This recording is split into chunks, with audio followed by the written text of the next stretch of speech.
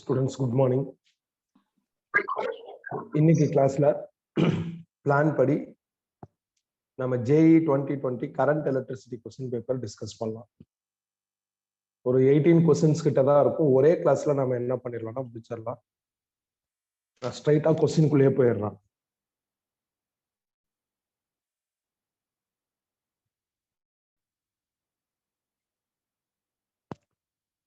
கொஸ்டின்ஸ்லாம் வந்து பயங்கர காம்ப்ளெக்ஸ் அப்படிங்கிற மாதிரி எந்த இடத்துலயும் இல்லை. எல்லாமே ரொட்டீன் ஸ்டைல்ல தான் இருந்தது. உங்களுக்கு டிஸ்கஸ் பண்றப்பே புரியும். Consider 4 conducting materials: copper, tungsten, mercury and aluminum with resistivity rho suffix C, rho suffix T, rho suffix M and rho suffix A respectively. Then அப்படின்னு கேட்டிருக்காங்க. 4 மெட்டீரியலோட ரெசிஸ்டிவிட்டியை சிம்பிளா ரெப்ரசன்ட் பண்ணிட்டு ஒரு ஹையரார்கி ஆர்டர்ல எழுத சொல்றாங்க. யாருக்கு ரெசிஸ்டிவிட்டி ஜாஸ்தி, யாருக்கு ரெசிஸ்டிவிட்டி கம்மி அப்படிங்கிற ஆர்டர்ல எழுத சொல்றாங்க. ஸோ இந்த ரெசிஸ்டிவிட்டியோட நம்பர்ஸ்லாம் உங்களுக்கு ஓரளவு ஞாபகம் இருந்ததுன்னா நீங்க ஈஸியா எழுதிடலாம். அப்படி இல்லைன்னா கொஞ்சம் திங்க் பண்ணணும். இந்த 4ல தி பெஸ்ட் கண்டக்டருங்கிறது காப்பர் தான். அப்ப காப்பருக்கு ரெசிஸ்டிவிட்டி கம்மியா இருக்கும். அந்த நம்பர்லாம் உங்களுக்கு தெரியாது அப்படின்னா எப்படி கண்டுபிடிக்கிறது? ஸோ காப்பர்ல ரெசிஸ்டிவிட்டி வந்து ரொம்ப ரொம்ப கம்மியா இருக்கும். ஸோ அதனால இருக்கிறதுலே கம்மி ரெசிஸ்டிவிட்டி காப்பர். அப்ப அது எந்த ஆப்ஷன்ல இருக்குன்னு பாத்தீங்கன்னா option B, option C, option D, 3 ஆப்ஷன்லயுமே இருக்கு. அடுத்து யோசிக்கணும். அடுத்து பாத்தீங்கன்னா அலுமினியம் வரும். நிறைய இடத்துல காப்பர் தான் நம்ம யூஸ் பண்ணணும். காப்பர் கொஞ்சம் காஸ்ட்லிங்கிறதுனால காப்பருக்கு ரீப்ளேஸ்மெண்டா தான் அலுமினியம் போறோம். அப்ப காப்பரோட கொஞ்சம் ரெசிஸ்டிவிட்டி ஜாஸ்தியா இருக்கிறது, காப்பர் அளவுக்கு பெர்ஃபார்ம் பண்ண முடியாத அடுத்த கேட்டகரி யாருன்னா அலுமினியம். அப்ப அது எந்த ஆப்ஷன்ல இருக்குன்னு பாத்தீங்கன்னா டீல மட்டும்தான் இருக்கு. காப்பர் கம்மி, அதோட கொஞ்சம் அலுமினியம் ஜாஸ்தி. அப்ப அது டீல மட்டும்தான் இருக்கு. ஸோ அப்ப இந்த கொஸ்டினுக்கு ஆப்ஷன் டி தான் கரெக்ட். அப்ப நீங்க ஐடென்டிஃபை பண்ணிடலாம். மெர்க்குரி டங்ஸ்டனுக்குலாம் ஜாஸ்தியா இருக்கும். பட் இவங்க லிஸ்ட்ல டங்ஸ்டன் அண்ட் மெர்க்குரி பத்தி பேசியிருந்தாலும் ஆப்ஷன்ஸ்ல எல்லாத்தையும் பேசல. ஒரு சிலதுல மெர்க்குரியும் ஒரு சிலதுல டங்ஸ்டன் இருக்கு. ஸோ அதனால நம்மளுக்கு வந்து அந்த நம்பர்ஸ் தெரிஞ்சிருக்கணுங்கிற அவசியம் இல்லை. நம்மளுக்கு ப்ரீ டிஃபைன்டா காப்பர் அண்ட் அலுமினியம்ல நாலேஜ் இருக்கணும். காப்பர் வந்து அலுமினியமோட மச் பெட் கண்டக்டர். அப்ப காப்பர்ல ரெசிஸ்டிவிட்டி கம்மியா இருக்கும், அலுமினியம்ல ஜாஸ்தியா இருக்கும். இந்த ஐடியாவை ரீச் பண்ணிட்டோம் அப்படின்னா இதுதான் கரெக்டான ஆப்ஷன். ஈஸியா ஐடென்டிஃபை பண்ணலாம். இல்லைன்னா உங்களுக்கு நம்பர்ஸ் ஞாபகம் இருந்ததுன்னா பேஸ்ட் ஆன் தட் நம்பர் நீங்க என்ன பண்ணிடலாம்னா அந்த லிஸ்ட்டை கிரியேட் பண்ணிடலாம். நம்பர்ஸ் தெரிஞ்சா ஓகே. இப்ப இந்த கொஸ்டின் பாக்குறதுனால நீங்க இந்த நம்பர்ஸை கொஞ்சம் ஞாபகம் வச்சுக்கிறதுக்கு முயற்சி பண்ணுங்க. நம்பர்ஸ் தெரியலனாலும் நீ கண்டுபிடிக்கலாம். இப்ப நானும் நம்பர்ஸ் இல்லாம தான் கண்டுபிடிச்சேன். எனக்கு டங்ஸ்டன் அண்ட் மெர்க்குரியில ஐடியா கிடையாது. ஆனா காப்பர் அண்ட் அலுமினியம்ல நல்ல ஐடியா உண்டு. ஏன்னா நம்மளோட ரெகுலர் கண்டக்டர்ல காப்பரும் அலுமினியமும் நம்ம அதிகமா யூஸ் பண்ணுவோம். காப்பர் தான் இருக்கிறதுலே தி பெஸ்ட் கண்டக்டர். அதனால வந்து காப்பரோட பெஸ்ட் கோல்டு. ஆனா கோல்டு ரொம்ப காஸ்ட்லி இல்ல. அதனால காப்பர் யூஸ் பண்ணுவோம். காப்பரும் கொஞ்சம் காஸ்ட்லிங்கிறதுனால என்ன பண்றாங்கன்னா எல்லா இடத்துலயும் அலுமினியம் தான் போடுறாங்க. ஸோ காப்பரோட இது கொஞ்சம் பெர்ஃபார்மன்ஸ் கம்மியா தான் இருக்கும். ஸோ இந்த ஐடியா கிடைச்சிருச்சு அப்படின்னா அதை வச்சு நீங்க எந்த ஆப்ஷன் ரெகக்னைஸ் பண்ணிடலாம். So question number 1 over. Doubt இருந்தா கேட்கலாம், இல்லைன்னா அடுத்த கொஸ்டினுக்கு நம்ம மூவ் பண்ணிடலாம். கிளியரா? நெக்ஸ்ட் போலாமா? சிம்பிள் கொஸ்டின் தான். ஓகேப்பா. Second question. 2 resistors 400 ohm and 800 ohm are connected in series across at a 6-volt battery. The potential difference measured by a voltmeter of 10 kilo ohm across 400 ohm resistor is close to அப்படின்னு சொல்லியிருக்காங்க. 2 resistor 400 ohm and 800 ohm ஒரு 6-volt பேட்டரியோட சீரீஸ்ல connect ஆயிருக்கு. So அவங்க சொல்லியிருக்கிற மாதிரி diagram போட்டுட்டாங்க. 400 ohm 800 ohm 6-volt பேட்டரியோட சீரீஸ்ல கனெக்ட் ஆயிருக்கு. அடுத்து ஒரு வோல்ட் மீட்டர் கனெக்ட் பண்ணிருக்காங்க. வோல்ட் மீட்டருக்கு ரெசிஸ்டன்ஸ் கொடுத்துருக்காங்க. வோல்ட் மீட்டரையோ இல்ல அம்மீட்டரையோ அவங்க ஆஃபர் பண்றப்ப ரெசிஸ்டன்ஸோட ஆஃபர் பண்ணாங்கன்னா நீங்க அதை ரெசிஸ்டன்ஸா பாருங்க, மீட்டரா பார்க்காதீங்க. ஸோ இப்போ இங்க volt meter of 10 kilo ohm resistance connect பண்ணிருக்காங்க. எதுக்கு அக்ராஸ்னா 400 ஓம் ரெசிஸ்டாருக்கு அக்ராஸா கனெக்ட் பண்ணிருக்காங்க. பண்ணிட்டான். ஸோ இது வோல்ட் மீட்டர், இதோட resistance value they said 10 kilo ஓம். எப்ப இத ரெசிஸ்டன்ஸ் அப்படின்னு சொல்லிட்டாங்களோ எப்ப வந்து வோல்ட் மீட்டருக்கு ரெசிஸ்டன்ஸ் வேல்யூ, அம்மீட்டருக்கு ரெசிஸ்டன்ஸ் வேல்யூ எல்லாம் கொடுக்குறாங்களோ அப்ப நீங்க என்ன பண்ணணும் அப்படின்னா அந்த கன்சர்ன் மீட்டரை ரெசிஸ்டன்ஸா பார்க்கணும். அந்த கன்சர்ன் மீட்டரை ரெசிஸ்டன்ஸா பார்க்கணும். அதுதான் ஹைலி கம்ஃபர்டபுள். அதுதான் நான் இங்க பண்ணியிருக்கேன். அப்படி பாக்குறப்ப இவங்க என்ன கேட்கறாங்க, ஒரு 400 ஒரு 800 6 வோல்ட் பேட்டரியோட கனெக்ட் ஆயிருக்கு, 400 ஓமோட ஒரு வோல்ட் மீட்டர் கனெக்ட் ஆயிருக்கு. இப்போ வோல்ட் மீட்டர்ல என்ன ரீடிங் வரும் அப்படின்னு கேட்கறாங்க. அப்ப இந்த 400 ஓம் ரெசிஸ்டாருக்கு அக்ராஸா தான் வோல்ட் மீட்டர் கனெக்ட் ஆயிருக்கு. அப்ப இந்த 400 ஓம் ரெசிஸ்டார்ல என்ன வோல்டேஜ் இருக்கோ அந்த வோல்டேஜ் தான் வோல்ட் மீட்டர்ல ரீடிங்கா வரும். ஸோ அப்போ 400 ஓம் ரெசிஸ்டாருக்கு அக்ராஸா உள்ள வோல்டேஜை நம்ம கண்டுபிடிக்கணும். எப்படி கண்டுபிடிக்கிறது? இது ஒரு சிங்கிள் பேட்டரி சர்க்கியூட். நான் நிறைய டைம் நிறைய கொஸ்டின்ல சொல்லியிருக்கேன். சிங்கிள் பேட்டரி சர்க்கியூட்னா ப்ராப்பரா ஃபார்வர்ட்ல ரெடியூஸ் பண்ணிட்டு ரிவர்ஸ் போகணும் அப்படின்னு சொல்லியிருக்கேன். ஸோ அப்படி பாக்குறப்ப நம்மளுக்கு கிளியரா தெரியுது. இந்த 10 கிலோ ஓமும் 400 ஓமும் பேரலல். அப்ப இது ரெண்டையும் பேரலல் பண்ணணும். பேரலல் பண்ணா எனக்கு 384.6 ஓம்னா ஆன்சர் வருது. பேரலல் பண்றதெல்லாம் நீ பண்ணிக்கலாம், அதெல்லாம் நான் எக்ஸ்பிளைன் பண்ணணும் அவசியம் இல்லை.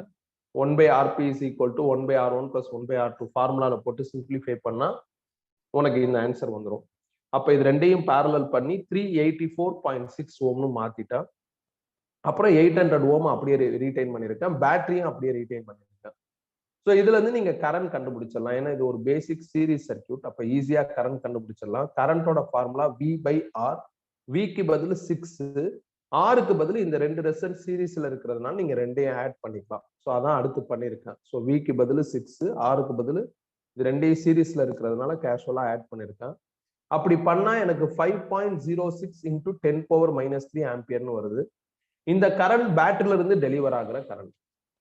ஒன்ஸ் பேட்டரியில இருந்து டெலிவர் ஆகிற கரண்ட்டை நம்ம எவாலுவேட் பண்ணிட்டோம்னா ரிவர்ஸ்ல போக ஆரம்பிக்கலாம். அப்ப இங்க வந்து டெலிவர் ஆகிற கரண்ட் 5.60 10⁻³ ஆம்பியர்னா அதே பேட்டரி தான் இங்க இருக்கு. அப்ப இங்க இருந்து டெலிவர் ஆகிற கரண்ட் அதே கரண்ட் தான். ஸோ இந்த கரண்ட் இங்க வந்து ரெண்டா பிரியுது. 10 கிலோ ஓம் ரெசிஸ்டன்ஸ்ல கொஞ்சம் கரண்டா ஸ்பிளிட் ஆகும், இந்த 400 ஓம் ரெசிஸ்டன்ஸ்ல கொஞ்சம் கரண்டா ஸ்பிளிட் ஆகும். இந்த ரெண்டு ரெசிஸ்டன்ஸும் அன்ஈக்குவலா இருக்கு. அன்ஈக்குவலா இருக்கிற ரெண்டு ரெசிஸ்டன்ஸ்ல எவ்வளவு கரண்ட் ஃப்ளோ ஆகுது அப்படிங்கிறத கண்டுபிடிக்கிறதுக்கு நான் உங்களுக்கு ரெகுலர் கிளாஸ்ல ப்ராப்ளம் நடத்துறப்ப கரண்ட் டிவிஷன் ரூல் அப்படின்னு ஒரு ரூல் கொடுத்துருக்கேன். அந்த ரூலை யூஸ் பண்ணி 400 ஓம் ரெசிஸ்டன்ஸ் கரண்ட்டை நான் கண்டுபிடிக்க போறேன். எப்படி கண்டுபிடிக்கிறது? முதல்ல என்ட்ரி கரண்ட் எழுதணும். என்ட்ரி கரண்ட் ஐ.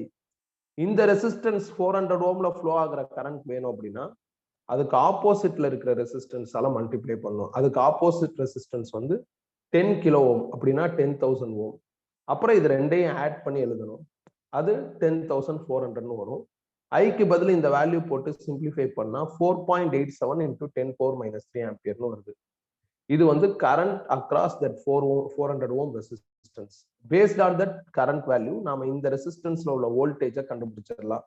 அப்போ voltage across 400 ohm resistance is equal to ohm's law படி current into resistance. Current 4.87 into 10⁻³ resistance 400 multiply பண்ணா ஆன்சர்.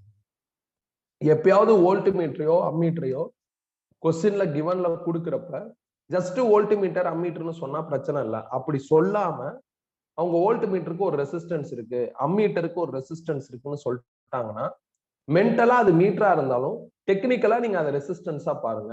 அதை ரெசிஸ்டன்ஸா சர்க்கியூட்ல இன்க்ளூட் பண்ணிக்கோங்க. அதை ரெசிஸ்டன்ஸா வச்சுக்கிட்டு சர்க்கியூட்டை சால்வ் பண்ணி உங்களோட ஆன்சர் எடுங்க. அவ்வளவுதான். மற்றபடி இது ஒரு single battery question. Single battery கொஸ்டின்லாம் நம்மளுக்கு லக்கு. அதெல்லாம் வந்தா எப்பயுமே விட்டுறக்கூடாது. ஈஸியா என்ன பண்ணலாம்னா ப்ரொசீட் பண்ணலாம். நான் எப்பயுமே சிங்கிள் பேட்டரியில உங்களுக்கு சொல்லியிருக்கிற லாஜிக் இதான். ப்ராப்பரா ஃபார்வர்ட்ல ரெடியூஸ் பண்ணிட்டு ரிவர்ஸ் போகணும். ரிவர்ஸ் போறப்ப நம்மளால ஒரு ரெசிஸ்டார்ல உள்ள கரண்ட்டையும் கண்டுபிடிக்க முடியும். கரண்ட்டை கண்டுபிடிச்சிட்டோம். கரண்ட் எலக்ட்ரிசிட்டி சாப்டர்ல ஒரு நெட்வொர்க்ல கரண்ட்டை நாம கால்குலேட் பண்ணிட்டோம்னா என்ன வேணாலும் கால்குலேட் பண்ணலாம். அதுதான் லாஜிக். ஸோ அல்டிமேட்டா எப்ப எங்க ஸ்ட்ரகிள் ஆனாலும் கரண்ட் கண்டுபிடிக்கிறதுக்கு ட்ரை பண்ணாவே போதும், நம்மளுக்கு ஆட்டோமேட்டிக்கா ஆன்சர் எங்க ஆயிரும்னா வந்துடும். கிளியரா? நெக்ஸ்ட் போலாமா?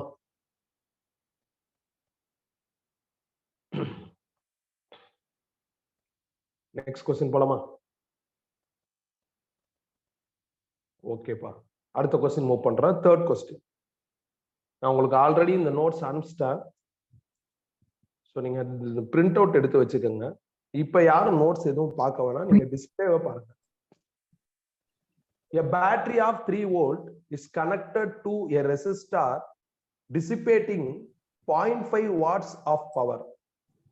If the terminal voltage of the battery is 2.3 volts, 2.5 volt, the power dissipated within the internal resistance is அப்படின்னு கேட்டிருக்காங்க. ஒரு பேட்டரியோட வோல்டேஜ் 3 வோல்ட், அது வந்து ஒரு 0.5 வாட்ஸ் பவரை டிசிபேட் பண்ணுது.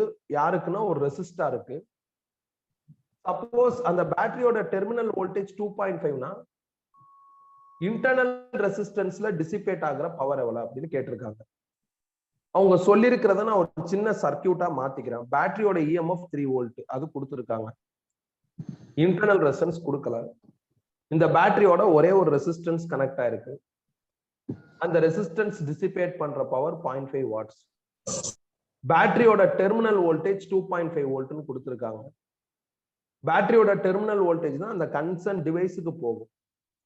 அதனால டிவைஸோட வோல்டேஜ் ஆர் ரெசிஸ்டாரோட வோல்டேஜ் தான் 2.5. இதெல்லாம் பேஸா வச்சுக்கிட்டு நான் இன்டர்னல் ரெசிஸ்டன்ஸ் கால்குலேட் பண்ணணும். இன்டர்னல் ரெசிஸ்டன்ஸ் கால்குலேட் பண்ணிட்டா இன்டர்னல் ரெசிஸ்டன்ஸ்ல எவ்வளவு பவர் டிசிபேட் ஆகுதுங்கிறத கண்டுபிடிச்சிடலாம். நான் இப்ப போன ப்ராப்ளத்துல சொன்ன அதே க்ளூ தான். முதல்ல கரண்ட் கண்டுபிடிக்கிறதுக்கு ட்ரை பண்ணுங்க. கரண்ட் கண்டுபிடிச்சிட்டா ஈஸியா எல்லாத்தையும் எவால்வேட் பண்ண ஆரம்பிச்சிடலாம். பவரும் வோல்டேஜும் இந்த ரெசிஸ்டாருக்கு இருக்கிறதுனால இந்த ரெசிஸ்டாரோட கரண்ட்டை ஈஸியா கண்டுபிடிச்சிடலாம். ஏன்னா power is equal to VI. இதுல இருந்து ஐ கண்டுபிடிச்சா பி பை வின்னு. ஸோ பி 0.5, வி 2.5 சால்வ் பண்ணா 0.2 ஆம்பியர்னு வரும். அப்ப இந்த நெட்வொர்க்ல ஃப்ளோ ஆகிற கரண்ட் 0.2 ஆம்பியர். கரண்ட் தெரிஞ்சிருச்சா ஈஸியா இன்டர்னல் ரெசிஸ்டன்ஸ் கண்டுபிடிக்கலாம். பேட்டரி ஆர் செல்லுக்கான ஈக்குவேஷன் நம்மளுக்கு நல்லா தெரியும். V is equal to E minus IR. நான் உங்களுக்கு சொல்லியிருப்பேன், செல்னாவே அல்டிமேட்டா இந்த ஈக்குவேஷன் தான். இது வந்து இஎம்எஃப்னு சொல்லுவோம், இது பொட்டன்சியல் டிஃபரன்ஸ்னு சொல்லுவோம். ஸோ இந்த ஈக்குவேஷன் தான் செல்ல எப்பயும் பிளே ஆகும். இந்த ஈக்குவேஷன் தான் இன்டர்னல் ரெசிஸ்டன்ஸ் கால்குலேட் பண்றதுக்கான ஈக்குவேஷன். அதை நான் யூஸ் பண்ணியிருக்கேன். V பொட்டன்சியல் டிஃபரன்ஸ், அதாவது டெர்மினல் வோல்டேஜ் அது 2.5. E இஎம்எஃப் அது 3 வோல்ட்னு கொஸ்டின்ல இருக்கு. கரண்ட் 0.2ன்னு கண்டுபிடிச்சாச்சு, இன்டர்னல் ரெசிஸ்டன்ஸ் தெரியாது. அப்ப இதை சிம்பிளிஃபை பண்றப்ப 0.2 R is equal to 0.5ன்னு வருது. இதுல இருந்து இன்டர்னல் ரெசிஸ்டன்ஸ் கண்டுபிடிச்சா எனக்கு 2.5 ஓம் வரும். பட் டார்கெட் இன்டர்னல் ரெசிஸ்டன்ஸ்ல இருக்கிற பவர். அப்ப அதை எப்படி கண்டுபிடிக்கிறது? பவரோட ஃபார்முலா I2 R. அப்ப P is equal to I2 small r. Small ஆரோட வேல்யூ 2.5, ஐயோட வேல்யூ 0.2 போட்டா ஆன்சர். அவ்வளவுதான். இஃப் பாசிபிள் நீங்க ஒரு சர்க்கியூட் டயக்ராம் அவங்க கொஸ்டின் சொல்லி இருக்கிறது வந்து கிரியேட் பண்ணிக்கிட்டீங்கன்னா இன்னும் ரொம்ப ஈஸியா என்ன ஆகும்னா இது புரிய ஆரம்பிச்சிடும். ஸோ நான் அதான் பண்ணியிருக்கேன். பேட்டரின்னு சொல்லியிருக்காங்க, அதே நேரத்துல டெர்மினல் வோல்டேஜும் கொடுக்குறாங்க. அப்படின்னா இன்டர்னல் ரெசிஸ்டன்ஸ் கண்டிப்பா இருக்குன்னு அர்த்தம். நான் உங்களுக்கு வந்து செல் நடத்துறப்ப இப்படிதான் சொல்லியிருப்பேன். கடையில இருந்து ஒரு பேட்டரி வாங்கினா அது 10 வோல்ட், யூஸ் பண்றப்ப 9 வோல்ட், யூஸ் பண்றப்ப கொஞ்சம் குறையுது. ஏன் குறையுதுன்னா இன்டர்னல் ரெசிஸ்டன்ஸ்னால வர்றதுனால குறையுது. இந்த லாஜிக்ல தான் செல் நடத்தி இருப்பான். ஸோ அதே லாஜிக்ல தான் இப்பயும் சால்வ் பண்ணிருக்கேன். எந்த புது ஃபார்முலாஸும் நான் யூஸ் பண்ணல. கிளியரா? நெக்ஸ்ட் போலாமா?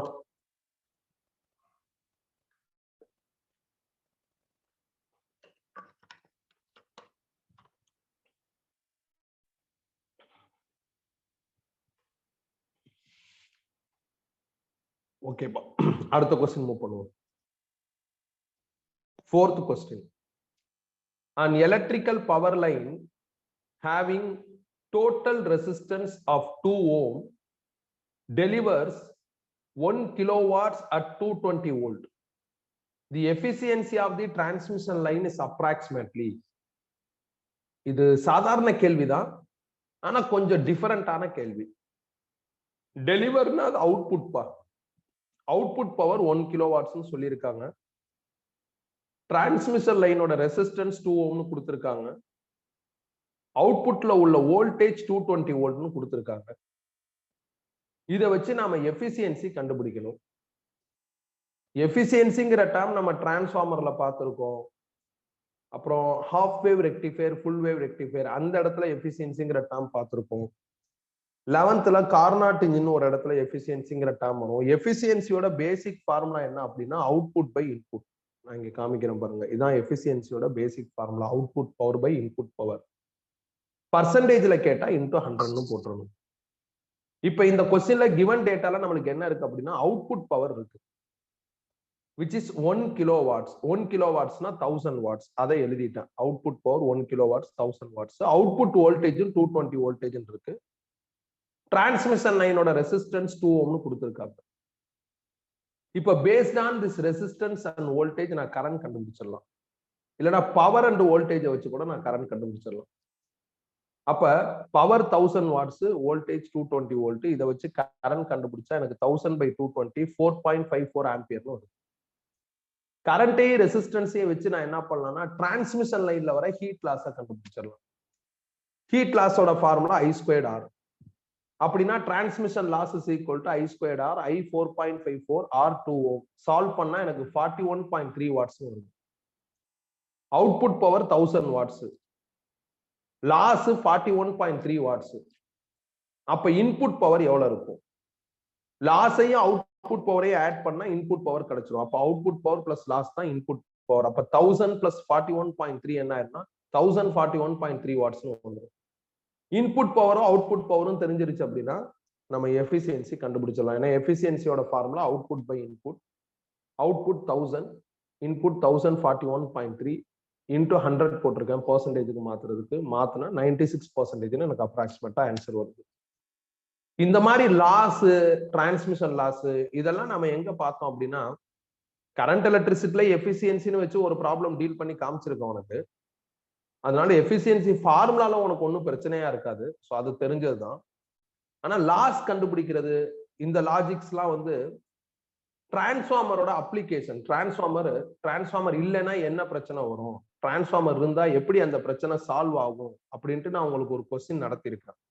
டிரான்ஸ்ஃபார்மரோட ஸ்டடி மாதிரி இருக்கும். அது டிரான்ஸ்ஃபார்மர் ஃபுல்லா படிச்சு முடிச்சதுக்கு அப்புறம் அது வரும். ஸோ அந்த இடத்துல இந்த லாஜிக் வரும். டிரான்ஸ்ஃபார்மர் இல்லைன்னா என்ன இஷ்யூ வரும் ஈபி லைன்ல, டிரான்ஸ்ஃபார்மர் இருக்கிறதுனால அந்த இஷ்யூ எப்படி சரியாகுது அப்படின்ட்டு அதை ஒரு நோட்ஸ்ல ஹரிசாண்டலா எழுதி உங்களுக்கு அட்டாச் பண்ணி அனுப்பிச்சிருப்பாங்க. ஸோ அந்த இடத்துல இந்த லாஜிக் என்ன வரும். ப்ராபபிளி இந்த மாதிரி கொஸ்டின் பார்த்ததுக்கு அப்புறம் இது உனக்கு ஈஸியா இருக்கும். பாக்குறதுக்கு முன்னாடி கூட இது எப்படி பண்றதுன்னு ஒரு ஐடியா கிடைக்காம இருக்கலாம். பட் பார்த்தாச்சுன்னா செம ஈஸி. நம்ம பார்த்துருக்கோம், ஆனா பார்த்த இடம் வந்து டிரான்ஸ்ஃபார்மர். ஸோ அதனால டிரான்ஸ்ஃபார்மர்ல இருக்கிற லாஜிக் கரண்ட் எலக்ட்ரிசிட்டில உங்க மர்ஜ் பண்றாங்க. கரண்ட் எலக்ட்ரிசிட்டில கூட ஒரு ப்ராப்ளம் பவர் அண்ட் எனர்ஜி அப்படிங்கிற அந்த டைட்டில் வர ஒரு ப்ராப்ளத்துல இந்த மாதிரி லாஸ் இவ்வளவு இருக்கு, எவ்வளவு லாஸ் வரும், 1 கிலோமீட்டருக்கு இவ்வளவு லாஸ்னா டோட்டலா 150 கிலோமீட்டர் அப்ப எவ்வளவு லாஸ் வரும் அப்படின்ட்டு ஒரு ப்ராப்ளம் கூட உனக்கு டீச் பண்ணிருக்காங்க. ஸோ இதே மாடல் நம்ம பார்த்துருக்கோம். அவ்வளவுதான்ப்பா, இது ரொம்ப சிம்பிள் தான். நெக்ஸ்ட் போலாமா? நோட்ஸ் பிரிண்ட் எடுத்து வச்சிருந்தேன்னா நான் இப்ப சொல்றேன்ல இந்த மாதிரி ப்ராப்ளம்ஸ் எல்லாம் இந்த இடத்துல இருக்கா இங்க இருக்குன்னு சொல்றேன்ல, அதை நீ நோட் பண்ணி வச்சுக்கிட்டேன்னா அப்ப நேரம் அங்க போய் ரெஃபர் பண்றப்போ உனக்கு இன்னும் பெட்டர் ஐடியா கிடைக்கும். நோட்ஸ் பிரிண்ட் எடுக்கலன்னா எதுவும் எழுதாத, கவனிச்சிட்டேவா. ஓகே, அடுத்த क्वेश्चन மூவ் பண்றேன். The value of current I1 flowing from A to C in the circuit diagram is. I1ங்கிறது இதுல போற கரண்ட் பா. இவங்க கொடுத்திருக்கிற சர்க்கியூட் டயக்ராம்ல இந்த இடத்துல ஒரு ஒரு ஒரு ஒரு ஓவர்லாப் மாதிரி கொடுத்திருக்காங்க. அப்படின்னா கனெக்ஷன் இல்லைன்னு அர்த்தம். ஸோ அப்ப A to C B to D யோட ஜாயிண்ட் ஆகல, கனெக்ஷன் இல்லை அப்படின்னு அர்த்தம். இந்த A to C ல ஃப்ளோ ஆகிற கரண்ட் I1 என்ன அப்படின்னு கண்டுபிடிக்க சொல்லியிருக்காங்க. இது ரொம்ப சாதாரணமான ஒரு ப்ராப்ளம் தான். ஏன்னா single battery problem, Wheatstone bridge logic வேற தெரியுது. அதனால பேலன்ஸ் ஆகுதான்னு செக் பண்ணிட்டு ஈஸியா சிம்பிளிஃபை பண்ணிடலாம். அதுக்கு முன்னாடி நான் இந்த அவுட்டர் ரெசிஸ்டன்ஸ், இந்த 2 ohm, இந்த 2 ohm, இந்த 2 ohm, இந்த 2 ohm, நடுவுல இருக்கிற இந்த 2 5 ohm அதை மட்டும் வரைகிறேன். சர்க்கியூட் டயக்ராம வரைஞ்சிட்டு நான் என்ன பண்ணிட்டேன், இந்த ஏசிய வரையல. 2 4 ohm இருக்கு பாத்தீங்களா, அதை வரையல, மித்ததெல்லாம் வரைஞ்சிருக்கேன். 2 4 ohm வந்து நடுவுல இருக்கிற இந்த பிடியோட ஜாயிண்ட் ஆகல. அதனால இந்த 2 4 ohm தனியா கீழே வரைஞ்சிட்டேன். ஏன்னா ஏக்கு சிக்கு அக்ராஸா இருக்கணும். அப்ப நீங்க கீழே என்ன பண்ணிக்கலாம்னா வரைஞ்சிக்கலாம். இந்த மாதிரி வரைஞ்சிட்டு அது வந்து நம்மளுக்கு இப்போ உதாரணத்துக்கு டிசைனர் எப்படி யோசிப்பாங்கன்னா, இப்படி வரைஞ்சா ரொம்ப பெருசா இருக்கு, இடம் நிறைய வேஸ்ட் ஆகும், அதனால நான் வந்து இந்த மாதிரி வரைஞ்சிக்கிறேன், அப்ப எனக்கு இடம் வந்து கம்மியா இருக்கும். பொதுவா டிசைனாவே மினிமைஸ்டு அப்பியரன்ஸை காமிக்க பார்ப்பாங்க. ஸோ அதனால டிசைனர் கொடுக்குறப்ப இப்படிதான் கொடுப்பாங்க. கனெக்ஷன் இல்லைங்கிறதுனால நம்ம அப்படியே தூக்கி என்ன பண்ணிடலாம்னா கீழே போட்டுடலாம். இப்ப இந்த இடத்துல இருக்கிற இந்த ரெசிஸ்டன்ஸ் செட்டப் வந்து வீஸ்டோன் பிரிட்ஜ் மாதிரி தெரியுது. V stored bridgeனா பேலன்ஸ் ஆகுதான்னு நம்ம செக் பண்ணலாம். அப்ப P by Q is equal to R by S. இதுதான் பேலன்ஸ்டு கண்டிஷனுக்கான ஃபார்முலா. மேல இருக்கிற ரெண்டு ரெசிஸ்டன்ஸ் P and Q, கீழ இருக்கிற ரெண்டு ரெசிஸ்டன்ஸ் R and S. எல்லாமே 2 ohm தான். அப்ப P க்கும் 2, Q க்கும் 2, R க்கும் 2, S க்கும் 2 அப்படின்னா 1 is equal to 1ன்னு பேலன்ஸ் ஆகுது. V-stone bridge பேலன்ஸ் ஆயிடுச்சுன்னா நீங்க கால்வனோமீட்டர் போர்ஷனை எரேஸ் பண்ணிடலாம். கால்வனோமீட்டர் போர்ஷன் BD நடுவுல இருக்கிற போர்ஷன். அப்ப இதை எரேஸ் பண்ணி நான் அடுத்த டயக்ராம் போட்டேன். ஏன்னா பேலன்ஸ் ஆயிடுச்சு. பேலன்ஸ் ஆயிட்டதுனால நான் எரேஸ் பண்ணி அடுத்த டயக்ராம் போட்டேன். இப்ப நம்மளுக்கு ஈஸியா மாறுது. இந்த ரெண்டு 2 ohm சீரீஸ்ல இருக்கு, அப்போ 4. இந்த ரெண்டு 2 ohm சீரீஸ்ல இருக்கு, அப்போ 4. இந்த ரெண்டு 4 ohm சீரீஸ்ல இருக்கு, அப்ப 8 இன்னும் எனக்கு சர்க்யூட் என்ன ஆயிடும், சிம்பிளிஃபை ஆயிடும். அதுதான் அடுத்து நடந்துருக்கு. இந்த ரெண்டு 4 ohm சீரீஸ்ல இருக்குல்ல 8, அதுல ஃப்ளோ ஆகுற கரண்ட் தான் I1. அதனால அந்த கரண்ட்டை மட்டும் I1 டிஸ்டர்ப் பண்ணாம மார்க் பண்ணிருக்கேன். இப்ப I1 வேணும். இது பியூர் பேரலல் சர்க்யூட். இப்ப நான் வரைஞ்சிருக்கிற இந்த ஃபைனல் டயக்ராம் வந்து பியூர் பேரலல் சர்க்யூட். பியூர் பேரலல்ல வோல்டேஜ் சேமா இருக்கும். அப்ப ஈஸியா கரண்ட் கண்டுபிடிச்சிடலாம். கரண்டோட ஃபார்முலா என்ன? V by R. Vக்கு பதில் என்ன அப்படின்னா 8, Rக்கு பதில் இந்த ரெசிஸ்டன்ஸ் போடணும். ஏன்னா இதுல ஃப்ளோ ஆகுற கரண்ட் தானே எனக்கு வேணும். அப்ப இந்த ரெசிஸ்டன்ஸ் போடணும். அப்ப 8/8 என்ன ஆயிரும் அப்படின்னா 1 ஆம்பியர்னு வரும். இதுதான் ஆன்சர். நடுவுல ஒரு ரெண்டு ரெசிஸ்டன்ஸ் இருக்கு. இங்க கனெக்ஷன் இல்ல. கனெக்ஷன் இல்லாததுனால நீங்க என்ன பண்ணலாம், ஈஸியா இந்த மாதிரி கீழே கலட்டி வரைஞ்சுக்கலாம். ஏக்கு சிக்கு அக்ராஸா தான் இந்த ரெண்டு 4 ohm இருக்கணும். அதே மாதிரி வரைஞ்சாச்சு. வரைஞ்சாச்சுன்னா மேல இருக்கிற ஜோன் V-stone bridge தெரியுது, பேலன்ஸ் ஆகுது. சிம்பிளிஃபை பண்ணிட்டோம்னா ஈஸியா ஆன்சர். நம்மளுக்கு சிலபஸ்ல 99.99% ஜேஇல வந்து பேலன்ஸ்டு V-stone bridge தான் கொடுப்பாங்க. ரொம்ப ரேர் கேஸ்ல தான் அன்பேலன்ஸ்டு வரும். அன்பேலன்ஸ்டு வந்தா star to delta, delta to star, அந்த லாஜிக் யூஸ் பண்ணிக்கலாம். இல்ல கிர்ச்சாஃப் கரண்ட் லா, வோல்டேஜ் லா யூஸ் பண்ணிக்கலாம்னு நான் சொல்லியிருக்கேன், உனக்கு ஆல்ரெடி நடத்தியிருக்கேன். நீட்ல கண்டிப்பா பேலன்ஸ்டு தான் வரும். போர்டு எக்ஸாம்லயும் பேலன்ஸ் தான் வரும். போர்டு எக்ஸாம் தான் இந்த போர்ஷன் முடிச்சிட்டீங்களே, ஸோ அதனால பிரச்சனை கிடையாது. இதுவும் ஒரு சிம்பிள் ப்ராப்ளம் தான். ஏன்னா single battery problem. Single battery வரப்ப பயங்கர ஒரீடா நம்ம யோசிக்க வேண்டிய அவசியம் வராது. கிளியரா? நெக்ஸ்ட் போலாமா?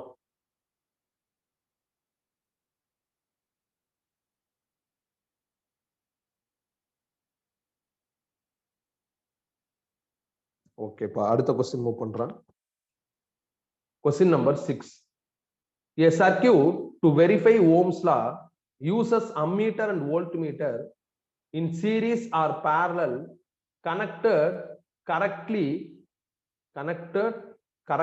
correctly to the resistor in the circuit னு சொல்லியிருக்காங்க.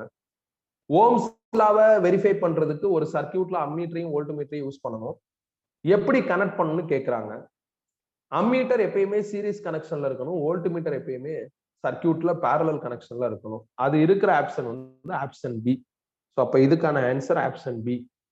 மேபி இதுக்கு உனக்கு எக்ஸ்பிளனேஷன் வேணும் அப்படின்னா, galvanometer as ammeter, galvanometer as voltmeter அப்படின்ட்டு ஒரு கான்செப்ட் இருக்கு. அதுல 5th பாயிண்ட் ஒன்னு இருக்கும். அதை எடுத்து பாரு. இத்தனை நாள் நான் அந்த 5th பாயிண்ட் உனக்கு நடத்தினது இல்லை. நீங்க எடுத்து பார்த்துட்டு இண்டிவிஜுவலா டவுட் இருந்தா வந்து கேளுங்க. 5th பாயிண்ட் நான் படிக்க வேணாம்னு தான் சொல்லியிருப்பேன். அது தேவை கிடையாது, உனக்கு தெரிஞ்சிருக்கும். நீ லேப் செய்யறதுனால, பிராக்டிகல் செய்யறதுனால அம்மீட்டர் சீரீஸ்ல போடணும், வோல்ட்மீட்டர் பேரலா போடணும் உனக்கு தெரிஞ்சிருக்கும். அதனால நான் அதை பத்தி எதுவும் சொல்லல, கன்ஃபியூஸ் ஆகுங்கிறதுனால சொல்லல. இப்ப நீங்க பாருங்க. இப்பதான் நீங்க ஓரளவுக்கு அந்த போர்ஷன்ஸ் எல்லாம் கவர் பண்ணிருப்பீங்களா, பார்த்துட்டு எனக்கு சொல்லுங்க. ஸோ அதனால நான் அடுத்த கொஸ்டின் மூவ் பண்றேன். 7th question. The current I1 in ampere flowing through 1 ohm resistor in the following circuit is. அவ்வளவுதான்ப்பா, சிங்கிள் பேட்டரி சர்க்கியூட். இந்த 1 ohm ரெசிஸ்டார்ல ஃப்ளோ ஆகிற கரண்ட் I1 சொல்லியிருக்காங்க, அது வேணும். அப்ப சிங்கிள் பேட்டரி சர்க்கியூட்டோட லாஜிக் என்ன? ப்ராப்பரா ஃபார்வர்ட்ல சால்வ் பண்ணிட்டு ரிவர்ஸ் போக வேண்டியதுதான். அப்பதான் கரண்ட் கண்டுபிடிக்க முடியும். இந்த ரெண்டு 1 ohmம் பேரலா இருக்கு. 1 ohமையும் 1 ohமையும் பேரலல் பண்ணா 0.5 ohmனு வரும். அப்ப இதை தூக்கிட்டு 0.5னு போட்டுடலாம். அப்புறம் அந்த 2 ohm கீழே இருக்கிற 2 ohm, அதாவது இந்த 2 ohm இந்த 2 ohmனா அப்படியே வச்சிருக்கேன். இப்ப இந்த 0.5ம் 2 ohmம் சீரீஸ்ல இருக்கு. அதனால இதை நான் என்ன பண்ணிக்கலாம்னா ஆட் பண்ணிக்கலாம். அப்ப அடுத்த நெட்வொர்க் எனக்கு என்ன ஆயிரும்னா 2.5 ohm 2 ohm அப்புறம் பேட்டரின்னு வந்துடும். இப்ப இது ஒரு பியூர் பேரலல் சர்க்கியூட்.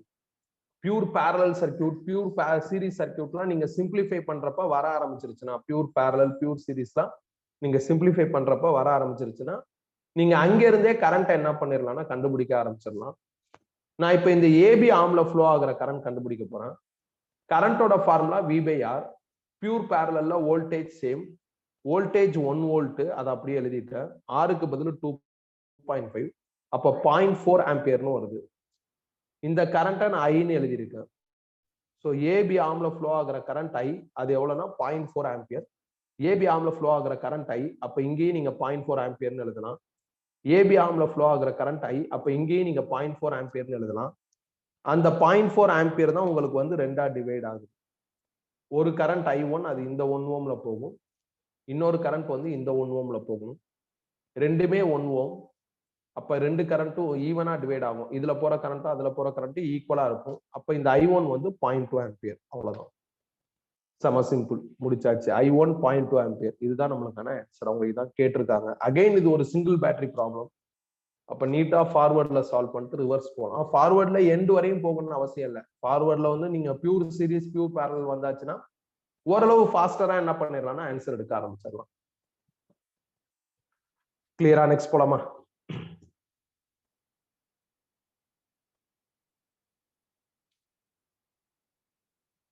நெக்ஸ்ட் போலாமா? ஓகேப்பா, அடுத்த கொஸ்டின் மூவ் பண்றேன். Question number 8. In a building there are 15 bulbs of 45 watts, 15 bulbs of 100 watts, 15 small fans of 10 watts and 2 heaters of 1 kilowatts. The voltage of electric is 220 volt. The minimum fuse capacity rated value of the building will be. So இந்த பில்டிங்ல 15 45 watts bulb இருக்கு, 15 100 watts bulb இருக்கு, 15 small fan இருக்கு of 10 watts, 2 heater இருக்கு 1 kilo watts. Fuse rating எவ்வளவுன்னு கேட்டிருக்காங்க. இந்த fuse ப்ராப்ளமும் நம்ம கிளாஸ்ல பார்த்துருப்போம், டீடைல்டாவும் சால்வ் பண்ணியிருப்போம், ஷார்ட்கட்டும் ஒன்று சொல்லியிருப்பேன். தாராளமா எல்லா எக்ஸாம்லையும் நீங்க ஷார்ட்கட் லாஜிக்கே போய்க்கலாம். பில்டிங்கு வீடு எல்லாத்துலயுமே நாம பேரலல் கனெக்ஷன் தான் பண்ணுவோம். பேரலல்ல நீங்க பவர்ஸை ஆட் பண்ணிக்கலாம். அப்ப 15 45 வாட்ஸ், அப்ப 15 into 45 போட்டுடலாம். பவர்ஸை ஆட் பண்ணிக்கலாம். 15 45 நீ கண்டினியூஸா எழுதணும். 45 பிளஸ் போட்டு 15 டைம்ஸ் எழுதணும். அதுக்கு பதில் இப்படி சிம்பிளா எழுதிடலாம்.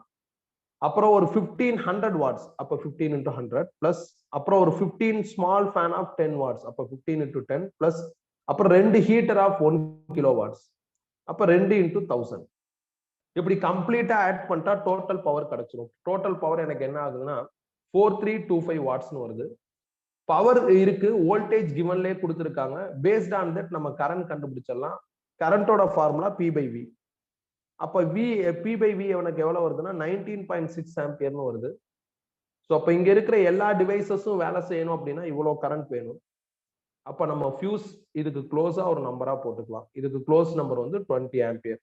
ரொம்ப ஜாஸ்தி போடக்கூடாது, க்ளோஸா போட்டுக்கிறணும் 20 ஆம்பியர். இதான் இதுக்கான ஆன்சர். ஜூல்ஸ்ல நடத்துறப்ப ஃபியூஸ் லாஜிக் ப்ராப்ளம் நடத்தியிருக்கேன், ப்ரொசீஜராகவும் நடத்தியிருக்கேன், ஷார்ட்கட்டும் நடத்தியிருக்கேன். நான் அங்கேயே சொல்லியிருப்பேன், நீங்க வந்து ப்ரொசீஜர் ஒரு அட்டெம்ப்ட் பார்த்துட்டு ஷார்ட்கட் குள்ள போயிருங்க, அது மச் பெட்டர். ஏன்னா ஈஸியா முடிஞ்சிடும், டைமும் நிறைய என்ன ஆகும்னா சேவ் ஆகும். இந்த ப்ராப்ளம் செம பாப்புலர். பீரியாடிக்கா என்ட்ரன்ஸ்ல என்ன ஆயிட்டு இருக்குன்னா இந்த ஃபியூஸ் பேஸ்டு ப்ராப்ளம் கேட்டுக்கிட்டே தான் இருக்காங்க. ஸோ ஓவர்ப்பா, டவுட் இருந்தா கேட்கலாம். நீங்க போய் நேரா என்ன பண்ணலாம் அப்படின்னா, மேபி ப்ரொசீஜர் வேணும் அப்படின்னா நம்ம கிளாஸ்ல டிஸ்கஸ் பண்ண அந்த ப்ரொசீஜர் பேஸ்டு ப்ராப்ளம் பார்க்கலாம். ஒரே ப்ராப்ளத்துல ரெண்டையுமே பண்ணிடலாம்.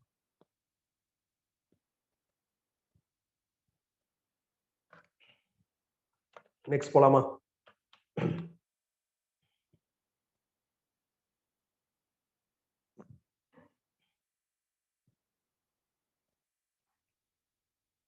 ஓகேப்பா, 9th கொஸ்டின். இது ஒரு டிஃபரெண்டான கொஸ்டின்.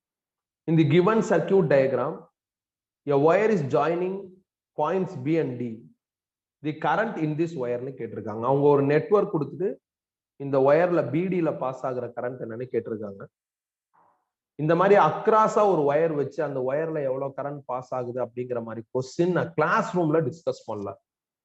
ஆனா ஒரு டெஸ்ட் கொஸ்டின் பேப்பர்ல கேட்டிருந்தேன், சொல்யூஷன்ல நீட்டா ஒர்க் அவுட் பண்ணி அனுப்பிச்சிருந்தேன். சில பேர் அதை வந்து டவுட்டா கூட கேட்டிருந்தீங்க. So current electricity test question paper refer பண்ணி பாரு, இதே மாதிரி கொஸ்டின் இருக்கும். இப்ப இந்த ஒயர் பிடியை நீங்க என்ன பண்ணலாம் அப்படின்னா, வெர்டிக்கல் அப்பியரன்ஸ்ல இருந்து தூக்கிட்டு இப்படி வரைஞ்சிக்கலாம். இந்த மாதிரி வரைஞ்சிக்கலாம். பிடி அப்பியரன்ஸே நான் என்ன பண்ணிட்டேன்னா காலி பண்ணிட்டேன். சிங்கிள் பேட்டரினா நம்ம ஃபார்வர்ட்ல ரெடியூஸ் பண்ணிட்டு தானே ரிவர்ஸ் போகணும். அப்ப ஃபார்வர்ட்ல ரெடியூஸ் பண்ணணும் அப்படின்னா இந்த பிடி பாருங்களேன், பியும் டியும் ஷார்ட் சர்க்கியூட். ஷார்ட் சர்க்கியூட்னா நீ இவ்வளவு பெருசா வரைய வேண்டிய அவசியம் இல்லை. ஒரு சின்ன டாட் மாதிரி கூட இனிஷியலா நீ என்ன பண்ணிக்கலாம்னா வச்சுக்கலாம். ஸோ அந்த லாஜிக்ல தான் இப்படி கொண்டு வந்துட்டான். ஸோ இந்த மாதிரி மாத்திக்கலாம். அப்படி மாத்துறப்ப கிளியரா தெரியுது இந்த 1 ஓமும் 4 ஓமும் பேரலல். அப்ப இதை பேரலல் பண்ணா உங்களுக்கு என்ன ஆகும்னா 4/5 வந்துடும். அதே மாதிரி இந்த 2 ஓமும் 3 ஓமும் பேரலல். இதை பேரலல் பண்ணா 6/5 வந்துடும். 20 வோல்ட் பேட்டரி அப்படியே ரீடைன் பண்ணியிருக்கேன். இப்ப இது ஒரு சாதாரண சீரிஸ் சர்க்கியூட்ங்கிறதுனால ஈஸியா கரண்ட் கண்டுபிடிச்சிடலாம். கரண்டோட ஃபார்முலா V/R. விக்கு பதில் 20, ஆருக்கு பதில் 2 ரெசிஸ்டன்ஸையும் ஆட் பண்ணும். அப்போ 4/5 பிளஸ் 6/5ங்கிறது 10/5, 10/5ங்கிறது 2, 20/2ங்கிறது 10 ஆம்பியர்னு வரும். அப்போ பேட்டரில இருந்து டெலிவர் ஆகிற கரண்ட் 10 ஆம்பியர். அதை பேஸா வச்சுக்கிட்டு நான் என்ன பண்றேன் அப்படின்னா இந்த 4 current I1, I2, I3, I4 எல்லாத்தையும் கண்டுபிடிக்க போறேன். எப்படி கண்டுபிடிக்கிறது? கரண்ட் டிவிஷன் ரூல் தான். I1 வேணும், என்ட்ரி கரண்ட் 10 ஆம்பியர். ஸோ அப்ப 10 எழுதிட்டேன். I1 வேணும்னா நீ இந்த ரெசிஸ்டன்ஸால மல்டிப்ளை பண்ணும் 4 டிவைடட் பை 2 ரெசிஸ்டன்ஸையும் ஆட் பண்ணா 5. சால்வ் பண்ணா 8 ஆம்பியர்னு வரும். இது நான் தப்பா எழுதிட்டேன், நான் நோட்ஸ்ல கரெக்ட் பண்ணிருப்பேன். 8 ஆம்பியர்னு வரும். அடுத்து I2 வேணும், என்ட்ரி கரண்ட் 10. அதுக்கப்புறம் எனக்கு என்ன ஆகுதுன்னா இந்த கரண்ட் வேணும்னா இந்த ரெசிஸ்டன்ஸால மல்டிப்ளை பண்ணும். அப்ப இன்டூ 1 பை டோட்டல் வந்து 5. சால்வ் பண்ணா 2. அதே மாதிரி I3 வேணும், என்ட்ரி கரண்ட் 10 ஆம்பியர். இந்த I1 I2 ஆட் ஆகி திருப்பி 10 ஆம்பியர்னு வரும். ஸோ அப்ப 10 ஆம்பியர் என்ட்ரி கரண்ட். I3 வேணும், அப்ப I3 is equal to entry 10. இந்த ரெசிஸ்டன்ஸால மல்டிப்ளை பண்ணா 3 பை டோட்டல் ரெசிஸ்டன்ஸ் 5. சால்வ் பண்ணா 6. அடுத்து I4 வேணும், என்ட்ரி கரண்ட் 10. இந்த கரண்ட் வேணும் அப்படின்னா இந்த ரெசிஸ்டன்ஸால மல்டிப்ளை பண்ணும். அப்ப இன்டூ 2 பை டோட்டல் ரெசிஸ்டன்ஸ் 5 போட்டா 4 ஆம்பியர்னு வருது. ஸோ அப்ப நான் எல்லா கரண்ட்டையும் என்ன பண்ணிட்டேன்னா கண்டுபிடிச்சிட்டேன். இப்ப நான் இதை வச்சு இந்த டயக்ராமுக்கு வரேன். இந்த 1 ஓம்ல ஃப்ளோ ஆகிற கரண்ட் 8 ஆம்பியர் மார்க் பண்ணிட்டேன் பாருங்க. அப்புறம் இந்த 4 ஓம்ல ஃப்ளோ ஆகிற கரண்ட் 2 ஆம்பியர் மார்க் பண்ணிட்டேன். அப்புறம் இந்த 2 ஓம்ல ஃப்ளோ ஆகிற கரண்ட் 6 ஆம்பியர். இந்த 3 ஓம்ல ஃப்ளோ ஆகிற கரண்ட் 4 ஆம்பியர். எல்லாத்தையும் மார்க் பண்ணிட்டேன்.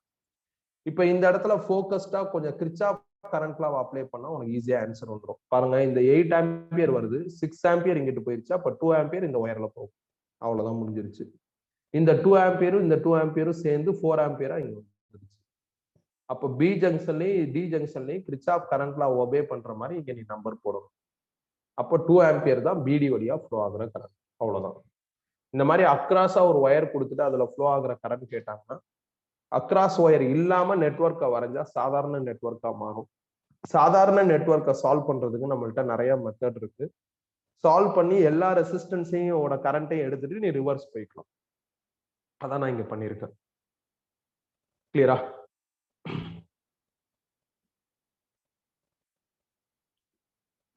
நெக்ஸ்ட் போலாமா?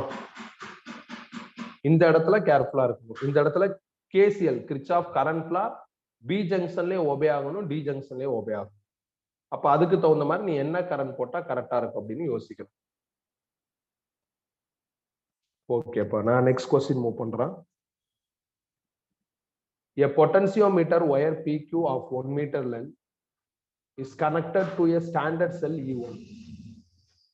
Another cell E2 of EMF 1.02 volt is connected with a resistance R and switch S are shown in figure. With switch S open, the null position is obtained of 49 centimeter from Q. The potential gradient in the potentiometer wire is அப்படின்னு கேட்டிருக்காங்க. இந்த distance வந்து 49 சென்டிமீட்டர்னு சொல்லியிருக்காங்க. பொதுவா இதுதான் balancing length.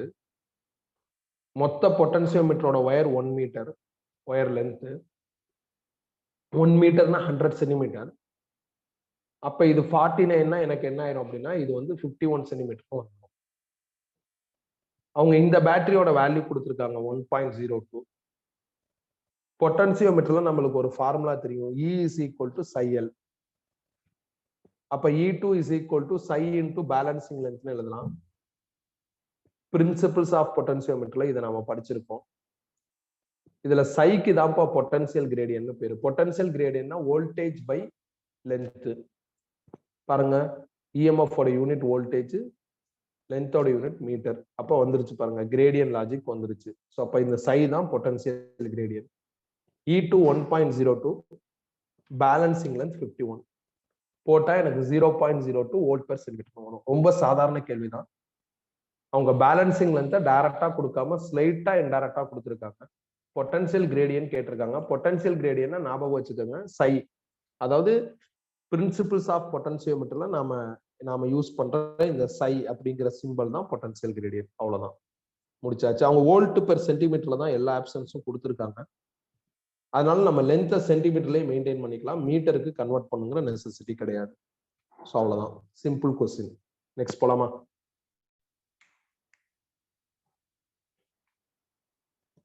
அடுத்த question போலாமா?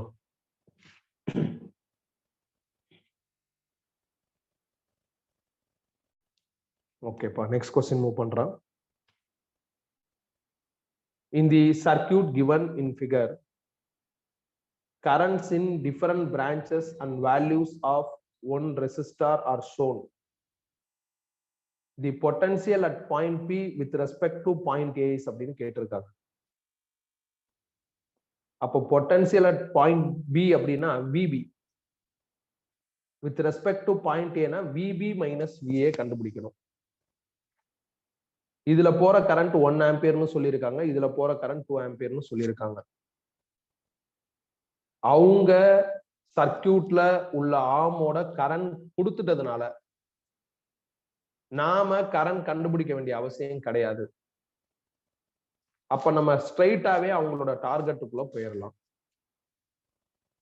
இந்த ஆர்ம்ல ஃப்ளோ ஆகுற கரண்ட் 1 ஆம்பியர், இதுல ஃப்ளோ ஆகுறது 2 ஆம்பியர். அப்ப கிர்ச்சாஃப் கரண்ட் லா படி நான் இங்கேயும் 1 ஆம்பியர் போடணும். அப்பதான் 1 ஆம்பியரும் ஆட் ஆகி 2 ஆம்பியர்னு வரும். ஸோ அதை நான் ஃபர்ஸ்ட் மார்க் பண்ணிட்டேன். அவங்க நடுவுல இருக்கிற ஒரு ஆமுக்கு கரண்ட் கொடுக்கல, அதை நான் என்ன பண்ணிட்டேன்னா ரெகக்னைஸ் பண்ணிட்டேன். பிகாஸ் இது 1 ஆம்பியர்னா இது 2 ஆம்பியர்னா அன்டவுட்லி இது ஒன்னா தான் இருக்கணும். அப்பதான் ஜங்ஷன் சில என்ன ஆகும், என்ட்ரி கரண்ட்டும் எக்ஸிட் கரண்ட்டும் ஈக்குவலா இருக்கும். ஸோ ஒன்னு கண்டுபிடிச்சிட்டேன். இப்ப அடுத்து என்ன பண்றது? இந்த பேட்டரியோட பிளஸ் இங்க இருக்கா, அப்போ VD minus VB is equal to 2 வோல்ட்னு எழுதலாம். பிளஸ் எங்கிட்ட கனெக்ட் ஆயிருக்கோ அங்க இருக்கிற சிம்பிளுக்கு ஃபர்ஸ்ட் இம்பார்ட்டன்ஸ் கொடுத்து எழுதணும். இந்த பேட்டரியோட பிளஸ் இங்கிட்டு இருக்கா, அப்போ VC மைனஸ் VAன்னு எழுதணும். இதுதான் லாஜிக் இல்லையா? கரண்ட் எப்படி வருதுன்னு பாருங்க. கரண்ட் இப்படி வருது, கரண்ட் அப்போ பிளஸ்ல இருந்து கிளம்புதுன்னு அர்த்தம். பிளஸ்ல இருந்து கரண்ட் கிளம்புது அப்படின்னாவே கரெக்டா இருக்குன்னு அர்த்தம். பாருங்க, இந்த கரண்ட் இப்படி வருது அப்படின்னா பிளஸ்ல இருந்து வெளியே போகுதுன்னு அர்த்தம். பிளஸ்ல இருந்து வெளியே போகுதுன்னா கரெக்டா இருக்குன்னு அர்த்தம். கரெக்டா இருந்ததுன்னா இப்ப நான் சொன்ன லாஜிக் எழுதணும். பிளஸ் பொலாரிட்டி ஆஃப் பேட்டரி எங்க இருக்கும் அங்க உள்ள சிம்பிளுக்கு இம்பார்ட்டன்ஸ் கொடுத்து எழுதணும். அப்போ VC minus VA 1, VD minus VB வந்து 2. அதை நான் எழுதிட்டேன். VC minus VA is equal to 1, VD minus VB is equal to 2. அதை எழுதிட்டேன். இப்ப இது ரெண்டையும் மைனஸ் பண்ண போறோம். இது ரெண்டையும் மைனஸ் பண்ணா என்ன ஆகும்? VC minus VA minus of VD minus VB is equal to 1 minus 2ன்னு வரும். 1 மைனஸ் 2ங்கிறது மைனஸ் 1. இதுல பாத்தீங்க அப்படின்னா இந்த VC எழுதிட்டா இந்த மைனஸ உள்ள கொண்டு போனா மைனஸ் VDன்னு வரும். அதை இங்க எழுதி குரூப் பண்ணியிருக்கேன். அப்புறம் பிளஸ் போட்டிருக்கேன். இந்த VBயை நான் ஃபர்ஸ்ட் எழுதிட்டேன். மைனஸ் உள்ள போறப்போ பிளஸ் ஆயிரும். VBயை ஃபர்ஸ்ட் எழுதிட்டேன். அப்புறம் இங்க ஒரு மைனஸ் VA இருக்கு, அதை நான் இந்த இடத்துல எழுதியிருக்கேன். இதை அப்படியே ரீடைன் பண்ணிருக்கேன். ஏன்னா நம்மளோட கொஸ்டின் டார்கெட் இதான், VB மைனஸ் VA. அப்ப இதை மட்டும் லெஃப்ட் சைட்ல வச்சுட்டு இதை அங்கிட்டு கொண்டு போயிடலாம். அப்படி கொண்டு போயிட்டா VB minus VA is equal to எனக்கு என்ன ஆகும்னா -1 பிளஸ் இந்த மைனஸ் VD இங்கிட்டு வரப்போ பிளஸ் VD, இந்த பிளஸ் VC இங்கிட்டு வரப்போ மைனஸ் VCன்னு வந்துடும். அப்ப எனக்கு VD மைனஸ் VC வேணும்.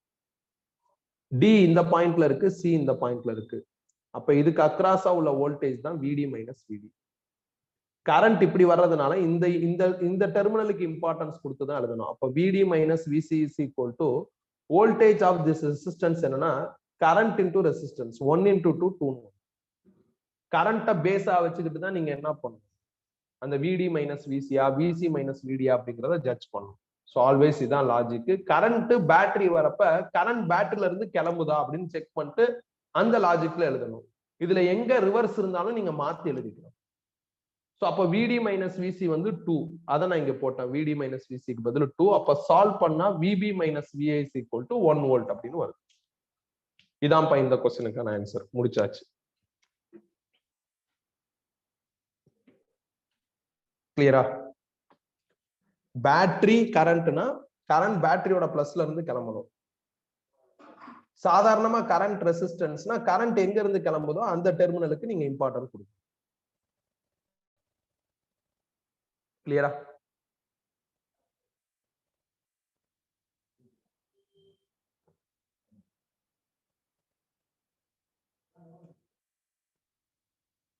ஓகேப்பா, நெக்ஸ்ட் क्वेश्चन மூவ் பண்றேன்.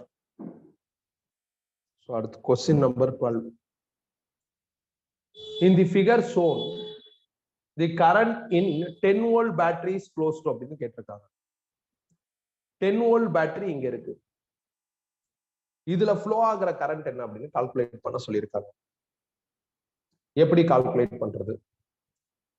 இப்ப நாம என்ன பண்ணணும் அப்படின்னா, நாம தான் வந்து இப்ப இதுல 2 பேட்டரி வந்துருச்சுப்பா. 2 பேட்டரி நிறைய ரெசிஸ்டன்ஸ் எல்லாம் வந்திருந்ததுன்னா நான் உங்களுக்கு சஜஸ்ட் பண்ணிருக்கிறது Kirchhoff current law voltage law வச்சு பண்ணுங்க அப்படிங்கிறதான். ஆனா நான் இங்க என்ன பண்ண போறேன் அப்படின்னா, நோட் அனாலிசிஸ்னு ஒரு டெக்னிக் யூஸ் பண்ண போறேன். அதுவும் கிர்ச்சாஃப் கரண்ட் லா தான். கிர்ச்சாஃப் கரண்ட் லாவை கொஞ்சம் ஸ்ட்ரைட்டா எழுதுனா அதை நோட் அனாலிசிஸ் சொல்லுவோம். கொஞ்சம் அப்டேட் பண்ணி எழுதுனா அதை நோட் அனாலிசிஸ் சொல்லுவோம். நோட் அனாலிசிஸ் நீங்க எப்ப போலாம்னா, உங்க நெட்வொர்க்ல டி அப்பியரன்ஸ் தெரிஞ்சுனா. இப்ப டி அப்பியரன்ஸ் தெரியுதா? இந்த மாதிரி தெரிஞ்சிச்சு அப்படின்னா நீங்க நோட் அனலைசிஸ் பண்ணலாம். இந்த பாயிண்ட்ல உள்ள வோல்டேஜ் வின்னு டினோட் பண்றேன். போன கிளாஸ்ல கெபாசிட்டர்ல இதே மாதிரி ஒரு ப்ராப்ளம் சால்வ் பண்ணி காமிச்சேன். ஸோ இந்த பாயிண்ட்ல உள்ள வோல்டேஜ் வின்னு டினோட் பண்ண போறேன். நோடல் லா அப்ளை பண்ண போறேன். நோடல் லானா ஒன்றும் கிடையாது, கிர்ச்சாஃப் கரண்ட் லா. ஒரு ஜங்ஷன்ல இருக்கிற டோட்டல் கரண்ட் 0. எங்கெல்லாம் ரெசிஸ்டன்ஸ் இருக்கோ அங்கெல்லாம் கரண்ட் இருக்கும். அப்படி பாக்குறப்ப 5 ohm 2 ohmனு 2 ரெசிஸ்டன்ஸ் சீரிஸ்ல இருக்கு. கரண்டோட formula V by R. V க்கு பதில் V -20. பேட்டரியோட பிளஸ் பாத்தீங்கன்னா -20. இந்த ஆம் எடுத்துக்கங்க. இந்த ஆம்ல V -20 எழுதணும் by 7.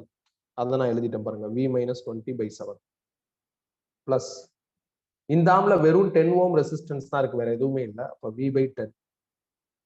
இந்த ஆம்ல ஒரு 10 volt பேட்டரி இருக்கு. அப்ப V -10. V -10 by 4 எழுதணும். V -10 by 4 எழுதணும் is equal to 0. அவ்வளவுதான். இதே மாதிரி நான் உனக்கு என்ன பண்ணிருப்பேன்னா, இப்ப 2 வீக்ஸ்க்கு முன்னாடி நம்ம ஜெய் எலக்ட்ரோஸ்டாட்டிக்ஸ் டிஸ்கஸ் பண்ணோம். அதுல கெப்பாசிட்டருக்கு நான் அப்ளை பண்ணிருப்பேன். நானா நம்மளோட ரெகுலர் நோட்ஸ்ல கேவிஎல் கேசிஎல் தான் பண்ணிருப்பேன். நீ கேவிஎல் கேசிஎல் வச்சு இதை பண்ணலாம், அதே ஆன்சர் தான் வரும். பட் டி நெட்வொர்க்கா இருந்தா மட்டும் 2 பேட்டரி வந்துருச்சு அப்படின்னா நீ கேவிஎல் கேசிஎல் போனா நிறைய ஸ்டெப்ஸ் வரும். இந்த மாதிரி நோட் அனலைசிஸ்குள்ள போயிட்டா ஈஸியா என்ன ஆகும்னா முடியும். இப்ப சிம்பிளிஃபை பண்ணி V கண்டுபிடிக்கணும். அப்ப V by 7 -20 by 7, V by 10 plus V by 4 minus 10 by 4 is equal to 0 வருது. இதுலலாம் V காமனா இருக்கு. வெளியே எடுத்துட்டா 1 by 7 plus 1 by 10 plus 1 by 7 வந்துடும். Sorry 1 by 4. அதே மாதிரி -20 by 7 plus 10 by 4 அங்கிட்டு கொண்டு போயிட்டா. சால்வ் பண்ணா 2.85, இதை சால்வ் பண்ணா 2.5, இதை சால்வ் பண்ணா 0.14, 0.1, 0.25 வருது. எல்லாத்தையும் போட்டு சிம்பிளிஃபை பண்ணி V கண்டுபிடிச்சா 10.9 வோல்ட் வருது. அப்ப இங்க உள்ள வோல்டேஜ் 10.92. இதுல போற கரண்ட் வேணும். அப்ப 10.92 minus 10 by 4 அதுதான் என்னது? 10 volt பேட்டரியில ஃப்ளோ ஆகுற கரண்ட். 10 volt பேட்டரி இங்க இருக்குன்னா இந்த கரண்ட் வேணும். நான் அதை ஐன்னு போட்டிருக்கேன். கரண்டோட டைரக்ஷன் எனக்கு இப்படி இருக்கு, ஏன்னா இந்த வோல்டேஜ் பெருசா இருக்கு. எந்த வோல்டேஜ் பெருசா இருக்கோ அங்க இருந்து கரண்ட் வரும். இது 10.92 இருக்கு, இது 10 இருக்கு. அப்ப I is equal to 10.92 minus 10 by 4. அப்ப சால்வ் பண்ண எனக்கு 0.23 ஆம்பியர்னு வருது. ஸோ கரண்டோட டைரக்ஷன் இப்படி இருக்கு, ஆன்சர் 0.23. இது எந்த ஆப்ஷன்ல இருக்கோ அதை நீங்க ஓகே பண்ணிக்கலாம். இதுதான் இந்த கொஸ்டினுக்கான ஆன்சர். நீங்க கேவிஎல் கேசிஎல் வச்சு பண்ணாலும் இதே ஆன்சர் தான் வரும். நீங்க கேவிஎல் கேசிஎல் வச்சு ட்ரை பண்ணி பாருங்க. பெட்டர் டி அப்பியரன்ஸ் வந்துருச்சு அப்படின்னா, 2 பேட்டரி வருது இல்ல 3 பேட்டரி வருது, டி அப்பியரன்ஸ் இருந்தது அப்படின்னா, நெட்வொர்க்ல டி அப்பியரன்ஸ் இருந்ததுன்னா நீ இந்த நோட் அனலைசிஸ் டெக்னிக் குள்ள போனா இந்த மாதிரி ஈஸியா ஆன்சர் வந்துடும். ஒரு 3 ஸ்டெப் 4 ஸ்டெப்ல வந்துடும். இந்த நம்பர்லாம் கொஞ்சம் ஃபேன்சியா இல்லை, இதே ஃபேன்சி நம்பரா இருந்தா இன்னும் வேகமா நம்மளுக்கு என்ன ஆகும்னா ஆன்சர் வரும். பட் ரொம்ப காம்ப்ளெக்ஸான நம்பர்னு நான் சொல்ல மாட்டேன்.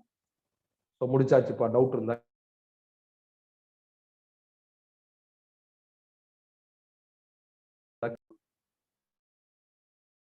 கிளியரா? நெக்ஸ்ட் போலாமா?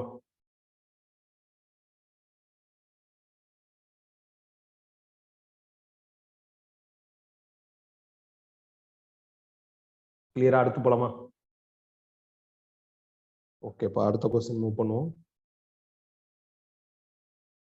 The length of potentiometer wire is 1200 centimeter and it carries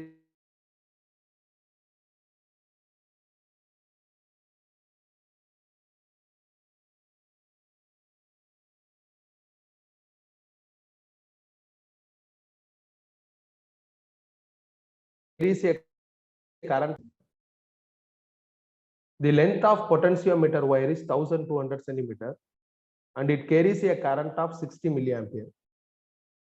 For a cell of EMF 5 volt and the internal resistance 20 ohm, the null point on it is found to be at 1000 centimeter.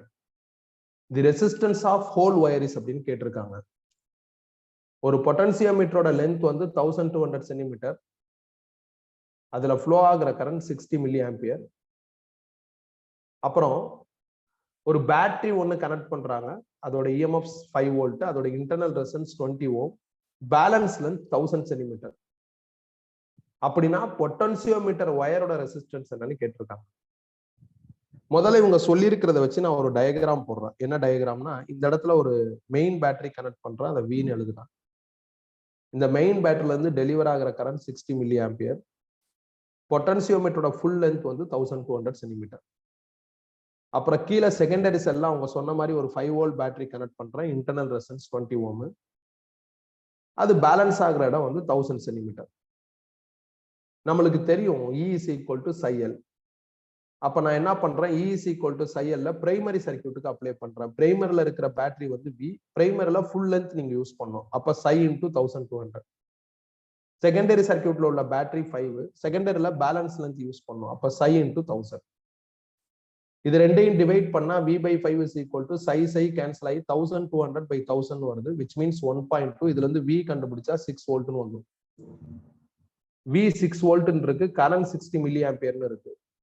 இதை வச்சு இந்த வயரோட resistance கண்டுபிடிச்சிடலாம். Ohm's law படி ரெசிஸ்டன்ஸோட formula V by R. So V 6 I, ohm's law படி ரெசிஸ்டன்ஸோட formula V by I. So V 6, I வந்து 60 milli ampere. Solve பண்ணா ஆன்சர் வரும். அவ்வளவுதான்.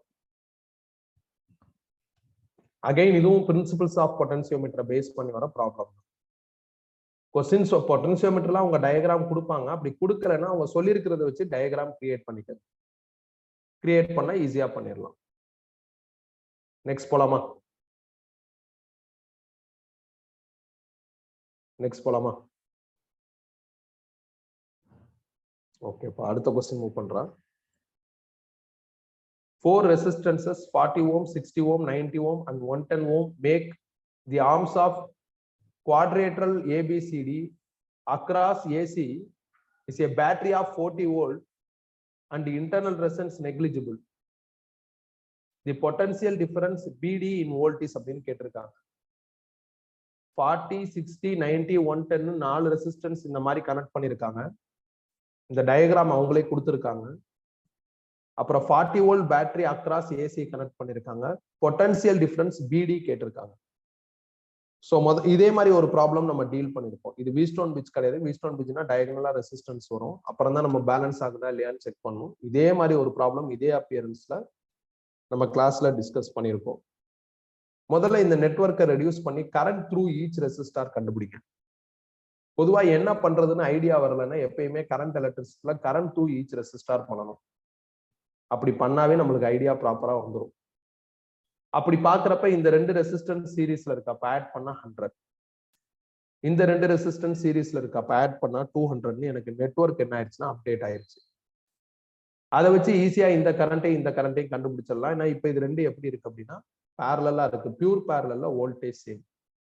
ஸோ இதை பேஸா வச்சுக்கிட்டு 100 ஓம்ல ஃப்ளோ ஆகுற கரண்ட் I1 எழுதுனா V by R, V40 R100 solve பண்ணா 0.4 ஆம்பியர் வந்துடும். 200 ஓம்ல ஃப்ளோ ஆகுற கரண்ட் I2 எழுதுனா V by R V40 R200 solve பண்ணா 0.2 ஆம்பியர்னு வருது.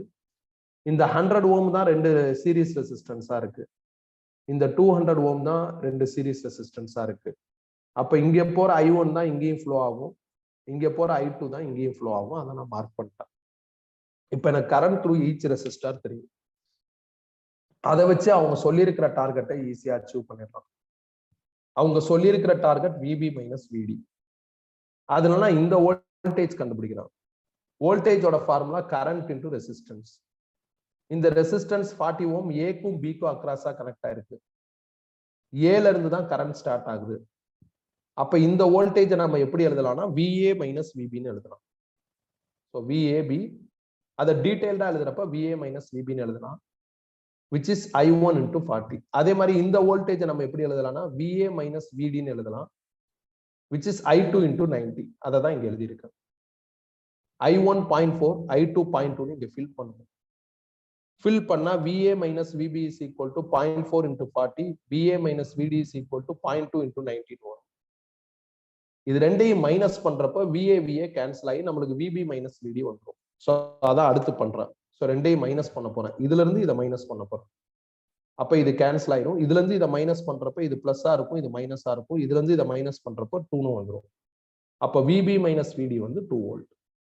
இதே அப்பியரன்ஸ்ல ஒரு ப்ராப்ளம் பார்த்துருக்கும், செக் பண்ணி பார்த்துக்கோங்க. எப்பயுமே என்ன பண்றதுன்னு எந்த ஐடியா கிடைக்கல அப்படின்னா கரண்ட் த்ரூ ஈச் ரெசிஸ்டார் பண்ணணும். கரண்ட் த்ரூ ஈச் ரெசிஸ்டார் பண்ணாதான் உங்களுக்கு என்ன ஆகும்னா ஆன்சர் வரும்.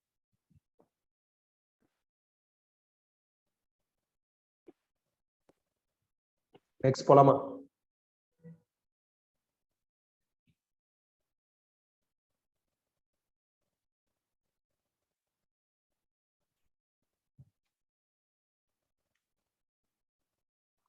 ஓகே, அடுத்த கொஸ்டின் மூவ் பண்றேன்.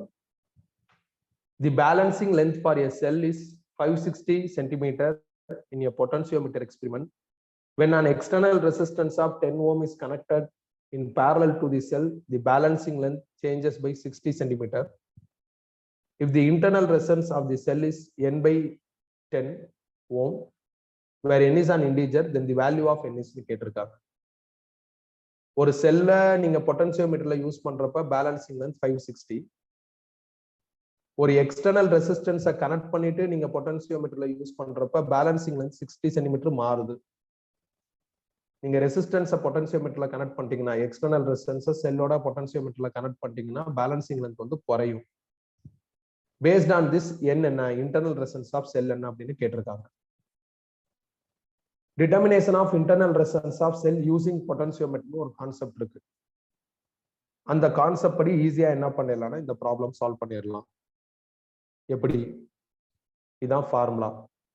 R is equal to L1 by L2 minus 1 into R. இந்த ஃபார்முலால L1 பெரிய லென்த், அது 560. L2 சின்ன லென்த், அது 500. ஏன்னா 60 நீ மைனஸ் பண்ணிக்கிறணும். இன்டர்னல் ரெசிஸ்டன்ஸ்க்கு பதில் n by 10, எக்ஸ்டர்னல் ரெசிஸ்டன்ஸ் 10. இதுல இருந்து n கண்டுபிடிச்சிடலாம். N12 வருது, அவ்வளவுதான் answer. Determination of internal resistance using potentiometer அந்த ஃபார்முலாவை தான் நான் யூஸ் பண்ணிருக்கேன். ஏன்னா அதான் கேட்டிருக்காங்க. இன்டர்னல் ரெசிஸ்டன்ஸ்னு வேர்ட் வந்துருச்சு, பொட்டன்சியோமீட்டர்னு சொல்லிட்டாங்க. அப்ப நான் அதுக்குள்ள போயிட வேண்டியது. நார்மலா 560, ஒரு எக்ஸ்டர்னல் ரெசிஸ்டன்ஸ் கனெக்ட் பண்ணதுக்கு அப்புறம் 500. அது 500 உங்க ஸ்ட்ரைட்டா சொல்லாம கொஞ்சம் இன்டைரக்டா சொல்லிருக்காங்க. கிளியரா? நெக்ஸ்ட் போலாமா?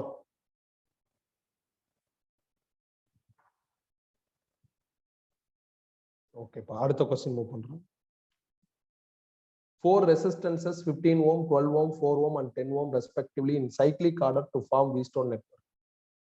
The resistance that is to be connected in parallel with resistance of 10 ohm to balance the network is dash ohm. 15, 12, 4, 10 4 resistance V-stone bridge மாதிரி கனெக்ட் ஆயிருக்கு. சைக்ளிக் ஆர்டர் அப்படின்னா நீங்க இப்படி வரணும். 15, 12, 4, 10 அப்படின்னு இப்படி வரணும். Cyclic order.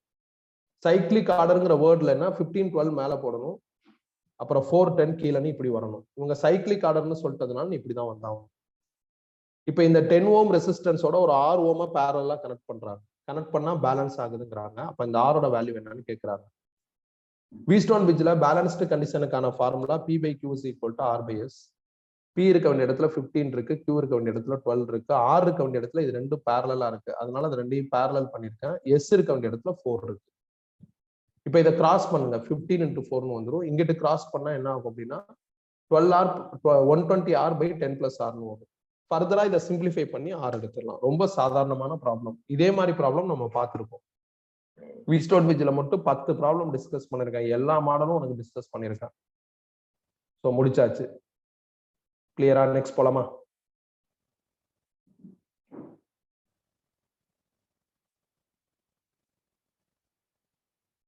ஓகே, இப்ப அடுத்து போறோம். ரொம்ப சிம்பிள் தான். 4 ரெசிஸ்டன்ஸ் அவங்க எப்படி கனெக்ட் ஆயிருக்குன்னு சொல்லிட்டாங்க. ஒரு ரெசிஸ்டன்ஸை 10ஓட பேரலா கனெக்ட் பண்ணா பேலன்ஸ் ஆகுதுங்கிறாங்க. பேலன்ஸ்டு கண்டிஷனோட ஃபார்முலா வச்சு ஈஸியா டீல் பண்ணிடலாம். So next, the series combination of 2 batteries both of same EMF 10 volt but different internal resistance 20 ohm and 5 ohm is connected to parallel combination of 2 resistor 30 ohm and R ohm. The voltage difference across battery of internal resistance 20 ohm is 0. The value of R in ohm அப்படின்னு கேட்டிருக்காங்க. அவங்க சொல்லியிருக்கிற மாதிரி 2 பேட்டரியை நான் series கனெக்ஷன்ல connect பண்ண போறேன். 2 பேட்டரியோட இஎம்எஃப்பும் 10 volt, ஆனா இன்டர்னல் ரெசிஸ்டன்ஸ் 20 ohm 5 ohm. அதை வரைஞ்சிட்ட பாருங்க. அது இல்லாம இந்த 2 பேட்டரியும் சீரிஸ்ல யாரோட கனெக்ட் ஆயிருக்குன்னா 2 ரெசிஸ்டார் 30 ohm and R ohmோட பேரலா கனெக்ட் ஆயிருக்கு. இதுல 20 ohm இன்டர்னல் ரெசிஸ்டன்ஸ் இருக்கிற இந்த பேட்டரியோட பொட்டன்சியல் டிஃபரன்ஸ் V வந்து 0. அது கொடுத்துட்டாங்க, V0ன்னு சொல்லிட்டாங்க. அப்படின்னா இந்த R வேல்யூ என்னன்னு கேட்கறாங்க. நம்மளுக்கு ஒரு செல்லுல வியோட ஃபார்முலா தெரியும், E minus IR. They said for this cell V is equal to 0. அப்ப 0 is equal to Eக்கு பதிலு 10 minus I தான், Rக்கு பதிலு 20. இதுல இருந்து I கண்டுபிடிச்சா 0.5 ஆம்பியர்.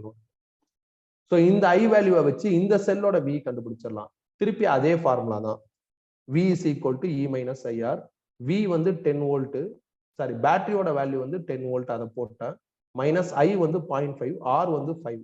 அப்ப இதை வச்சு இந்த பேட்டரியோட V கண்டுபிடிச்சிடலாம், which is 7.5. அப்ப 2 பேட்டரியோட வியும் நம்மளுக்கு தெரியும். இந்த பேட்டரியோட V 0, இந்த பேட்டரியோட V 7.5. அப்ப ஓவராலா இங்க உள்ள வோல்டேஜ் வந்து 7.5. வோல்டேஜ் இருக்கு, ரெசிஸ்டன்ஸ் இருக்கு. இதை வச்சு இதுல ஃப்ளோ ஆகிற கரண்ட் கண்டுபிடிச்சிடலாம். கரண்டோட ஃபார்முலா V/R. ஏன்னா இது பேரலல் நெட்வொர்க். பேரலல் நெட்வொர்க்ல வோல்டேஜ் சேம். அப்ப current I is equal to V/R. Vக்கு பதில் என்ன அப்படின்னா 7.5, Rக்கு பதில் 30 போட்டா 0.25 ஆம்பியர்னு வருது. ஸோ இதுல ஃப்ளோ ஆகிற கரண்ட் 0.25 ஆம்பியர். இந்த கரண்ட் I நம்ம ஆல்ரெடி கண்டுபிடிச்சாச்சு 0.5 ஆம்பியர். இந்த கரண்ட்டையும் வச்சு கிர்ச்சாஃப் கரண்ட்ல அப்படி I2 கண்டுபிடிச்சிடலாம். அப்ப I2வும் 0.25 ஆம்பியர்னு வரும். I2 தெரியும், பியூர் பேரலல்ல வோல்டேஜ் சேம், வோல்டேஜ் தெரியும். அப்ப இதை வச்சு இந்த ரெசிஸ்டன்ஸ் கண்டுபிடிச்சிடலாம். ரெசிஸ்டன்ஸோட ஃபார்முலா V/I. Vக்கு பதில் 7.5, Iக்கு பதில் 0.25. சால்வ் பண்ணா 30 ohm வருது. இதுதான் ஃபைனல் ஆன்சர். இந்த பேட்டரியில உள்ள வோல்டேஜ் 0ன்னு சொல்லியிருக்காங்க. அதை வச்சு நான் என்ன பண்றேன்னா I கண்டுபிடிக்கிறேன். இது ரெண்டும் சீரிஸ்ங்கிறதுனால இதுல என்ன கரண்டோ அதே கரண்ட் தான் இது வரும். அதை வச்சு இதோட V கண்டுபிடிக்கிறேன். இந்த 2 V ஆட் பண்ணா டோட்டல் V கிடைச்சிரும். ஒரு இதுல V 0ங்கிறதுனால டோட்டலா V 7.5. V 7.5 2 ரெசிஸ்டார் பேரலலா இருக்கு. அதுக்கப்புறம் அது ஒரு சாதாரண ப்ராப்ளம், அவ்வளவுதான், ஈஸியா டீல் பண்ணிடலாம். செல் இன்டர்னல் ரெசிஸ்டன்ஸ் பொட்டன்சியல் டிஃபரன்ஸ் இப்படியெல்லாம் வந்துருச்சுன்னா செல்லோட ப்ரொஃபஷனல் ஃபார்முலா யூஸ் பண்ணணும். யூஸ் பண்ணா கரெக்டான ஆன்சர் வரும். இதே மாதிரி 2 செல் சீரிஸ்ல கனெக்ட் ஆயிருக்கு, ஒரு செல்ல இருக்கிற EMF 0 அப்படிங்கிற ஒரு ப்ராப்ளம் நம்ம ரெகுலர் கிளாஸ்ல பார்த்திருக்கோம். அதுல ஒரு ரெசிஸ்டன்ஸ் தான் எக்ஸ்டர்னலா இருக்கிற மாதிரி பார்த்திருப்போம், இதுல 2 ரெசிஸ்டன்ஸ் இருக்கிற மாதிரி பார்த்திருப்போம். அதுல எல்லாமே சிம்பிளா இருந்தது. நான் டிஸ்கஸ் பண்ண ப்ராப்ளத்துல இதுல நம்பர்ஸ் இருக்கிற மாதிரி இருக்கு. செல் அப்படிங்கிற டைட்டில் கீழே வந்தீங்கன்னா இந்த ப்ராப்ளம் இருக்கும். நெக்ஸ்ட் போலாமா?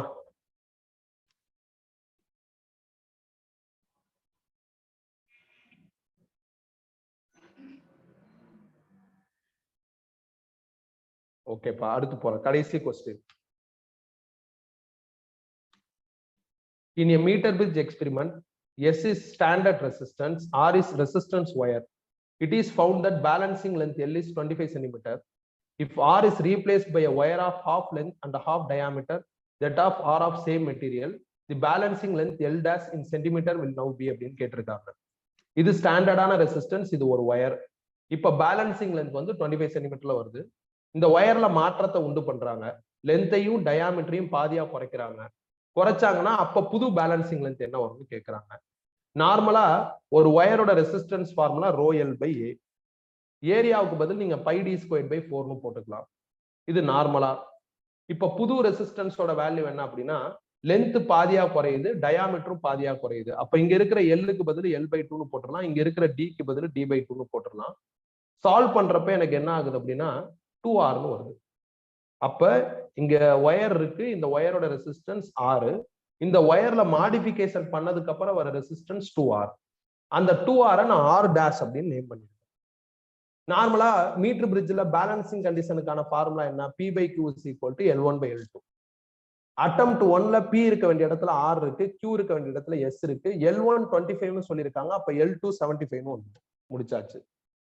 அட்டெம்ப்ட் 2ல Q இருக்க வேண்டிய இடத்துல S தான் இருக்கு, R இருக்க வேண்டிய இடத்துல R டேஷ் வந்துருச்சு. அப்ப புது பேலன்சிங் லென்த் எனக்கு வேணும், அதை L டேஷ்னு எழுதுறேன். L1க்கு பதில் L டேஷ் போட்டா L2 வந்து 100 - L டேஷ். இப்ப சால்வ் பண்ண வேண்டியதான். இந்த R டேஷுக்கு பதில் நான் என்ன பண்ணலாம்னா 2Rன்னு எழுதலாம். எழுதி செகண்ட் ஈக்குவேஷனை அப்டேட் பண்ணிருக்கேன். செகண்ட் ஈக்குவேஷன்ல எனக்கு R/S ஒரு இடம் தெரியுது, அதுக்கு பதில் நான் இந்த 25/75 போடலாம். அதை அடுத்து போடுறேன். அப்ப இதை சிம்பிளிஃபை பண்ண வேண்டியதான். 25 75 25 ஆல கேன்சல் பண்ணிட்டா 1/3ன்னு வந்துடும். அப்ப 2/3 = L dash minus 100 L dash divided by 100 - L dash. Cross multiply பண்ணா 200 - 2 L dash is equal to 3 L dash வரும். இதுல இருந்து 5 L dash கண்டுபிடிச்சா 200, L dash வந்து 40 cm வருது. இதான் புது பேலன்சிங். அவ்வளவுதான். மீட்டர் பிரிட்ஜ்லயே நம்ம நிறைய ப்ராப்ளம் பார்த்திருக்கோம். இந்த மாதிரி 2 சிச்சுவேஷன் வர மீட்டர் பிரிட்ஜ் ப்ராப்ளம் ஏகப்பட்டது பார்த்திருக்கோம். சேம் ஸ்டைல் தான்.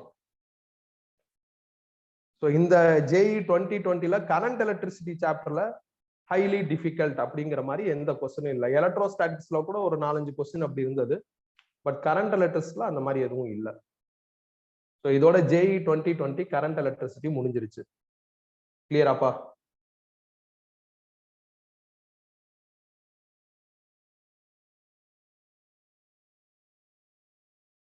ஸோ நெக்ஸ்ட் வீக் வந்து நம்ம மேக்னடிசம் பார்ப்போம். நீங்க லாக் அவுட் ஆயிக்கலாம். முடிஞ்சிருச்சுல, ஸோ நீங்க லாக் அவுட் ஆயிக்கலாம். நெக்ஸ்ட் வீக் மேக்னடிசம் பார்ப்போம். தேங்க்யூ.